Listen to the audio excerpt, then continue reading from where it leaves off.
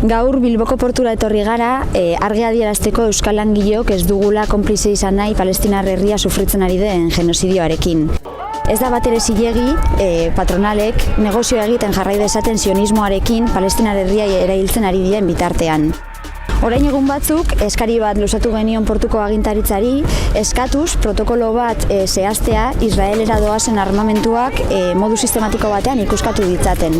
Erantzunik ez dugunez jaso gaur, gure gorputzekin argi adieraziko dugu, ez dugula konplize izan nahi, eta ez garela izango, eta gure esku dagoen guztia egingo dugula Palestinar herria askatu arte. Bi eskari egin nahi dut, lehenengo eskaria Euskal Herriko langile klaseari okupazioa, kolonizazioa eta genozidioa bukatzeko eta Israel presionatzeko bere eskura dituen mekanismo guztiak aktibatzeko eskaria. Eta bigarren eskaria nazioarteko komunitateari.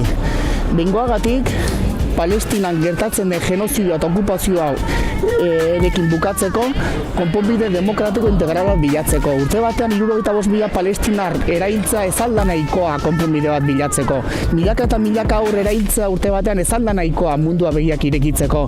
Gazako zerrendaren lurraldaren 80% suntsitza ez alda nahikoa dela errateko, ez?